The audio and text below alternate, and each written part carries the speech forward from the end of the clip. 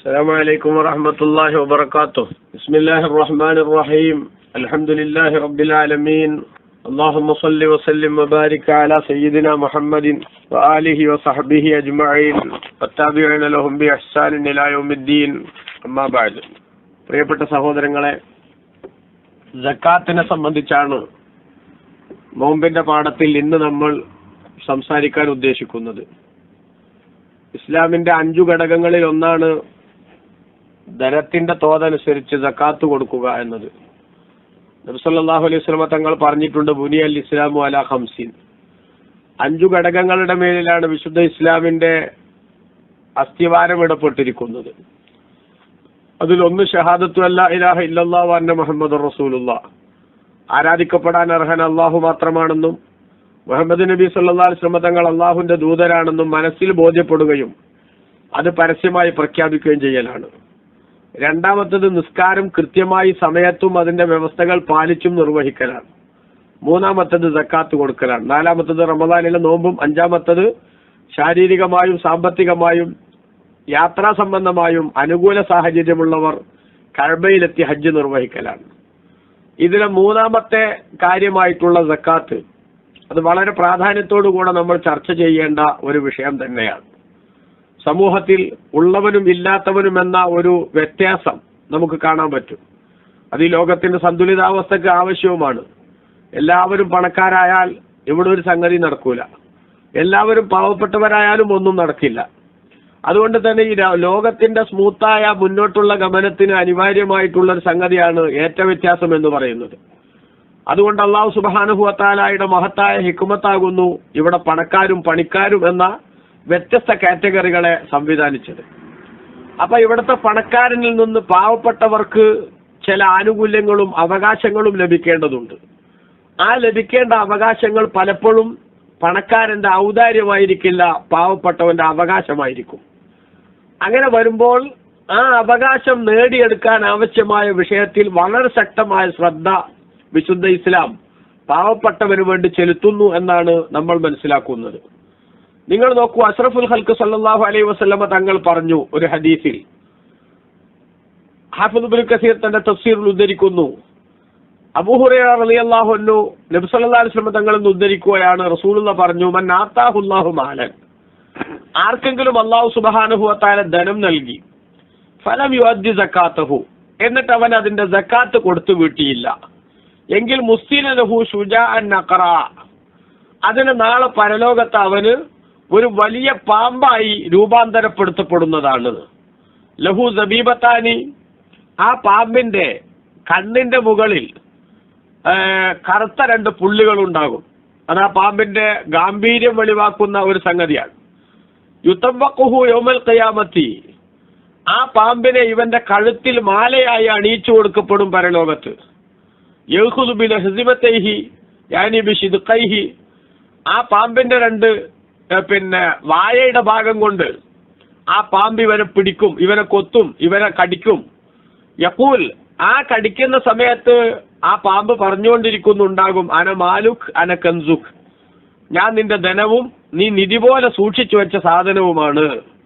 എന്നിട്ട് സുമ്മ തലാ ഹാദിഹിൽ ആയ, നബി സല്ലല്ലാഹു അലൈഹി വസല്ലമ തങ്ങൾ ഇനി പറയുന്ന ആയത്തോതി, വലാ യഹ്സബന്നല്ലദീന യബ്ഖലൂന ബിമാ ആതാഹുമുല്ലാഹു മിൻ ഫദ്ലിഹി ഹുവ ഖൈറൻ ലഹും ബൽ ഹുവ ശർറുൻ ലഹും സയുതവഖൂന മാ ബഖിലൂ ബിഹി യൗമൽ ഖിയാമ വലില്ലാഹി മീറാസുസ് സമാവാതി വൽ അർള് വല്ലാഹു ബിമാ തഅമലൂന ഖബീർ. 3-ാം അധ്യായം സൂറത്ത് ആല ഇംറാന്റെ 180-ാമത്തെ ആയത്ത് നബി സല്ലല്ലാഹു അലൈഹി വസല്ലം ഓതി. എന്താണ് ആയത്തിൽ പറയുന്നത്? വലാ യഹ്സബന്നല്ലദീന യബ്ഖലൂന ബിമാ ആതാഹുമുല്ലാഹു മിൻ ഫദ്ലി, അല്ലാഹു സുബ്ഹാനഹു വ തആല അവന്റെ അനുഗ്രഹത്തിൽ നിന്ന് തങ്ങൾക്ക് നൽകിയിട്ടുള്ളതിൽ ചെലവഴിക്കാൻ കടമയുള്ളത് ചെലവഴിക്കാതെ പിശുക്ക് കാണിക്കുന്ന ആരും വിചാരിക്കേണ്ടതില്ല. ഹുവ ഖൈറൻ ലഹും, അത് അവർക്ക് ഗുണകരമാണെന്ന്, ഈ സമ്പത്ത് തനിക്ക് വലിയ ഉപകാരമായി വലിയ ഗുണമായി അവർ വിചാരിക്കേണ്ടതില്ല. ബൽ ഹുവ ശർറുൻ ലഹും, മറിച്ച് അതവർക്ക് തിന്മയാകുന്നു, അതവർക്ക് ദോഷമാകുന്നു. കാരണം എന്താ? സയുതവഖൂന മാ ബഖിലൂ ബിഹി, അവർ പിശുക്ക് കാണിച്ചുകൊണ്ട് സൂക്ഷിച്ചു വെച്ച ആ ധനം കൊണ്ട് നാളെ പരലോകത്ത് അവർക്ക് ഉയർത്തെഴുന്നേൽപ്പിന്റെ നാളിൽ അവരുടെ കഴുത്തിൽ മാല ചാർത്തപ്പെടുന്നതാണ്.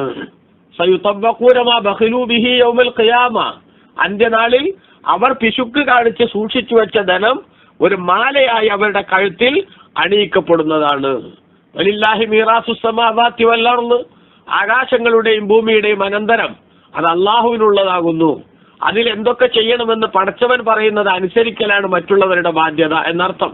വല്ലാഹു ബിമാ തഅമലൂന ബസീർ, വല്ലാഹു ബിമാ തഅമലൂന ഖബീർ, നിങ്ങൾ പ്രവർത്തിക്കുന്നതെല്ലാം അള്ളാഹു തആല സൂക്ഷ്മമായി അറിയുന്നവനാകുന്നു എന്ന ആലി ഇമ്രാൻ സൂറത്തിന്റെ 180-ാമത്തെ ആയത്ത് എന്നിട്ട് റസൂലുള്ളാഹി ഓതി.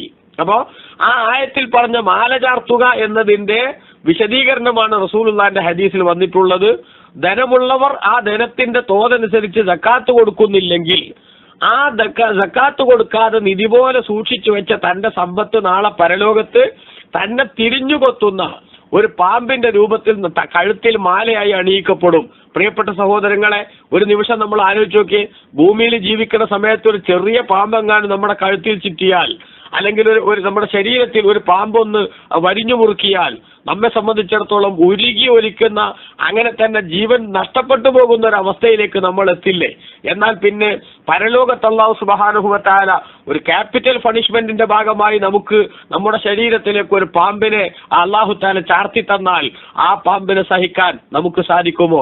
എന്നു മാത്രമല്ല, ആ പാമ്പിവനെ അവന്റെ മുഖത്ത് കടിച്ചുകൊണ്ട്, അവന്റെ ശരീരത്തിൽ കടിച്ചുകൊണ്ട് ആ പാമ്പിന്റേതായിട്ടുള്ള ഒരു ഡയലോഗുണ്ട്. അതാണ് റസൂലുള്ളാഹി പറഞ്ഞത്, അബ്ശിർ. ചില റിപ്പോർട്ടുകളിൽ അങ്ങനെയും കാണാം, അബ്ശിർ, നീ സന്തോഷിച്ചോളൂ സഹോദര, അന മാലുക്ക് അന കൻസുക്ക്, ഞാൻ നിന്റെ ധനമാണ്, ഞാൻ നിന്റെ നിധിയാണ്, അഥവാ അവകാശികൾക്ക് പോലും കൊടുക്കാതെ നീ സൂക്ഷിച്ചു വെച്ച ആ നിധിയാണ് ഞാൻ, അതുകൊണ്ട് നീ സന്തോഷിച്ചോളൂ എന്ന് പറയും എന്ന് ബഹുമാനപ്പെട്ട ഇസ്ലാം നമ്മുടെ ശ്രദ്ധയിൽപ്പെടുത്തുമ്പോൾ, സക്കാത്ത് കൊടുക്കേണ്ട ആളുകൾ അതിന്റെ വ്യവസ്ഥാപിതമായ ശൈലിയിൽ തന്നെ സക്കാത്ത് കൊടുക്കുന്നതിനെ സംബന്ധിച്ച് ചിന്തിക്കേണ്ടതും അത് ഗൗരവത്തോടുകൂടെ ആലോചിക്കേണ്ടതും തന്നെയാണ്.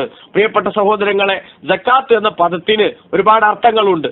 വളർച്ച എന്നതിന് അർത്ഥമുണ്ട്, അതേപോലെ സംസ്കരണം എന്നൊക്കെ അതിന് അർത്ഥമുണ്ട്. സംസ്കരണം എന്ന് പറഞ്ഞാൽ ആ ധനത്തിൽ നിന്ന് പാവപ്പെട്ടവന്റെ അവകാശം അവർക്ക് നൽകുമ്പോൾ തന്റെ ധനം ബാക്കി ശുദ്ധിയായി. അത് നൽകാത്ത കാലത്തോളം അവരുടെ ധനവും കൂടെ വിനിമയം നടത്തി മറ്റുള്ളവന്റെ കാശ് കൊണ്ട് കേമനാവുക എന്ന ഏറ്റവും മോശമായ ഒരു അവസ്ഥയിലാണ് താൻ ഉണ്ടാവുക എന്നാണ് ബഹുമാനപ്പെട്ട ഇസ്ലാം അവിടെ നമ്മുടെ ശ്രദ്ധയിൽപ്പെടുത്തുന്നത് എന്ന് നമ്മൾ ചിന്തിക്കണം. അതേപോലെ തന്നെ ഇത് വളർച്ചയാണ് എന്ന് ബഹുമാനപ്പെട്ട ഇസ്ലാം പറയുന്നു. നമാ എന്ന് സക്കാത്തിന് മറ്റൊരർത്ഥമുണ്ട്.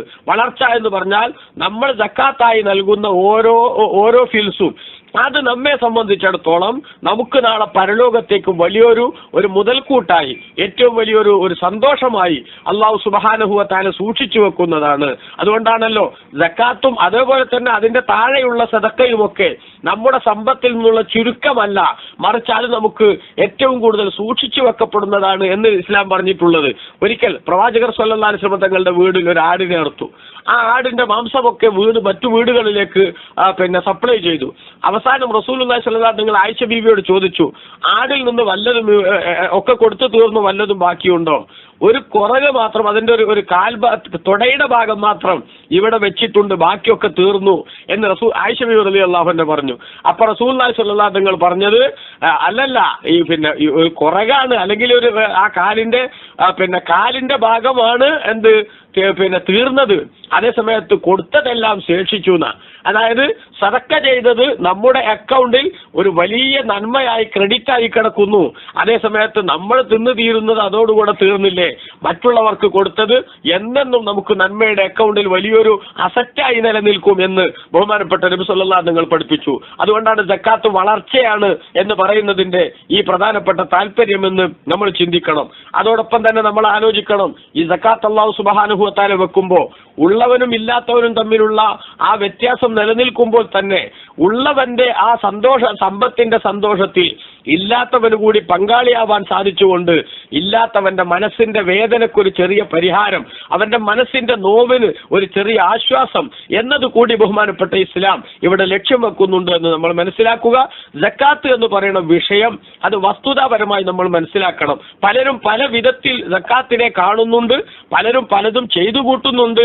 പക്ഷെ അത് ഇസ്ലാമികമായി എങ്ങനെയൊക്കെയാണ് അതിന്റെ വിതരണവും അതേപോലെ തന്നെ എന്തിലൊക്കെയാണ് സക്കാത്ത് കൊടുക്കേണ്ടതെന്നും നമ്മുടെ യുക്തിയുടെ അടിസ്ഥാനത്തിലല്ല, മറിച്ച് വിശുദ്ധ ഇസ്ലാമിന്റെ പ്രമാണങ്ങളുടെ വെളിച്ചത്തിൽ നമ്മൾ ചർച്ച ചെയ്യുകയും മനസ്സിലാക്കുകയും ചെയ്യണം. ഇൻഷാ അല്ലാ അതിനുള്ള ഒരു ചെറിയ ശ്രമം നമുക്ക് നടത്താം. ബാക്കി നാളെ ഇൻഷാ അല്ലാ. വസല്ലല്ലാഹു അലാ സയ്യിദിന മുഹമ്മദ് വആലിഹി വസഹ്ബിഹി അജ്മഈൻ വൽഹംദുലില്ലാഹി റബ്ബിൽ ആലമീൻ. വസ്സലാമു അലൈക്കും വറഹ്മത്തുള്ളാഹി.